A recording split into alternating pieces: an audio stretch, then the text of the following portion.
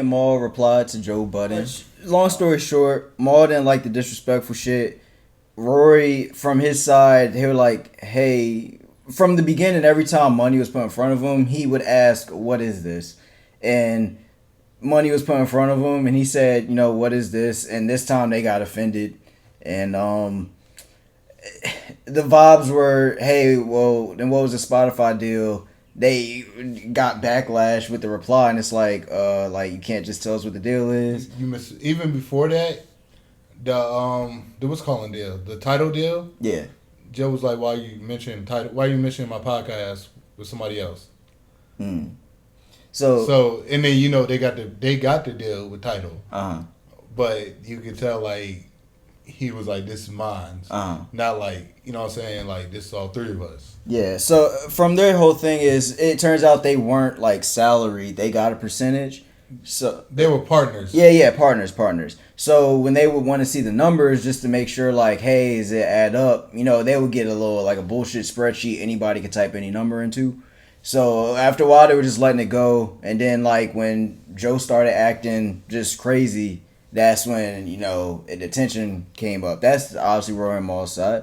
What was it? The Patreon deal. Yeah, the Patreon. So the Patreon deal, Rory and Maul were like, well, I mean, everyone's saying they're being overworked and stuff. Y'all can just give this money to the people. And I guess he said that to Ian. And Joe called Rory the next morning cursing him out and shit. I thought he was sort of implying Ian just like mixed up some words in there. Yeah. But then also you can take it as Joe just misunderstanding what Rory was doing. Not the first time they said this shit happened. Yeah, so like it's just when you get a negative reply to like, hey, can I see the numbers? It's easy to think like, yo, like we know the vibes, then you just don't want us to see it because something shady's going on. So I got some. From Maul's perspective, how he explained it, like I said, I'm going to try it. I feel him personally because I just explained it to you. I feel that has happened to me before, where it's just somebody out here like, yo, like, I don't give a fuck. Like, you can do whatever you want to do, but don't sit here like dragging my name. Like, I'm over here chilling. So I feel Maul 100%. The Rory thing, I'm still, there's three sides to everything. I really feel there's three sides to everything. Yeah. I'll say I saw a little bit more than you. Yeah. So, I can't relate. Pretty much, Maul felt really like, and like you said, like we said, like when the first like video put out, you could tell Maul wasn't in that bitch no more. Yeah. Like Joe said, this podcast had nothing to do with you, and like you built it. You know what I'm saying? You helped build it. Yeah. So how did this shit have nothing to do with me, yo? Yeah. And everybody, I'm not gonna lie, everybody thought that it was just Joe Budden and them. Then they was helping. Yeah. It wasn't like, yo, they're all partners, and they admit that we didn't express that enough. You know what I'm saying? Because we all thought we was friends just doing it together. Yeah. And I mean, they brought up the crooked eye shit when the the pull up. When Joe was like, I don't honor contracts. Why would you say that on camera? It never came out. But Crooked Eye did say something on Twitter about it. So, you know what I'm saying? Anybody that works with him knows how he is. Yeah. Yeah. No, I saw...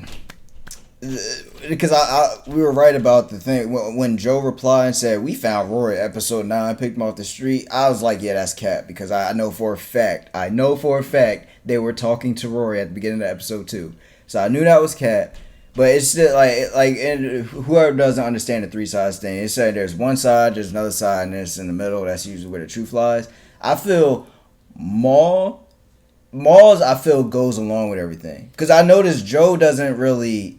You could tell he wasn't really trying to address Maul a lot. Yeah. It went his little rant. Rory is the side where I'm like, I think there's a lot more to it, and this is really just one extreme versus the other extreme. Yeah. Because think about it. If we got something going on and you having a lawyer hit me up, I want to take offense to that. Yeah. I don't get like, it's like, yo, like, Honest, even if so with us on YouTube, you know, I gave you like the YouTube studio stuff. Yeah. Imagine if I didn't, and you were like, "Hey, so what the numbers are?" And I'm just giving you some bullshit as like, "Nah, this one's doing alright." You know, this one's doing that. Still look at the numbers though. I know, but you talk like if I didn't give you the login. Yeah. No, I'm talking about I still look at the views. Oh yeah, the views. Yeah. You can look at the views, yeah. But like there's certain things like more details you couldn't see it. So if I was just bullshitting on that. And then, like, all of a sudden, you would come like, oh, well, my lawyer's hitting you up. I would take offense to that. You know what I'm saying? I understand, like, I am wrong, too, because I'm like, I can easily just show you it. But, you know, I'll still take offense. I'm like, yo, like, you really brought a lawyer into this shit? So, like, I'm really interested to see how that goes, the Joe Rory thing. But, yeah, the Maul, yeah. And Maul said, straight up, yo, I'm not going to take none of my niggas to court. Yeah. Like, fuck that. Like, we didn't ask to audit you. You brought it up. You brought up auditing. Yeah. So what it looked like, and I hope it's not true, but it looked like some fishy deals are going behind the scene, and they trying to. I'm not saying launder money, but that's what it sounds like. I think it's some kind of money getting laundered, or something getting. You know what I'm saying? That's not right. Yeah. Cause like so everyone knows, like, dude, like, why can't you just show us how much the deal was? You know what I'm saying? Like, that ain't that big of a thing. You know, some of that stuff's actually reported. So it's like, like the fact that y'all trying to keep this so tight, it's like, yo, that's low key crazy. But yeah, well, I showed up later in the video with like 25 minutes. Yeah, bro. Ball's energy was so funny, bro. Ball was like, I'm tired of this shit. I'm saying everything. Yo, but you can, from just that 15, that's how it was all video. Like, bro, this nigga Joe, like, he's lying. Like, I don't know this nigga no more. Yeah. He went on about the nigga hat, which was hilarious.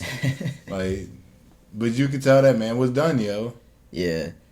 I don't know. It's just amazing though, people, because, you know, some people, like, you know, when they do the thing where it's like, when everything's going bad, you know, they play victim. Yeah, but we know when everything's going great, you really see who they are. And I think it sounds from Maul's perspective, Joe just hit the lottery and just like, hey, now I'm gonna really show y'all who I am, man. He always he's becoming who he wanted to be as a rapper. Yeah, exactly. Like, he felt like he was up there with Jay-Z and all these people. Like, even in the pod, when, like, he was beefing with Drake and all these people, he felt like he's up there with them. Now, in the podcast world, in the media world, he's up there, and he's like, I'm on top of everything. Yeah. So, I mean, like I said, it's interesting how it's going to keep going. I don't know. Like I said, the drama is messy, but, you know, it's something, it's content, and we interested in it. So, yeah, I mean, like they say, yo, 7 years is a long time.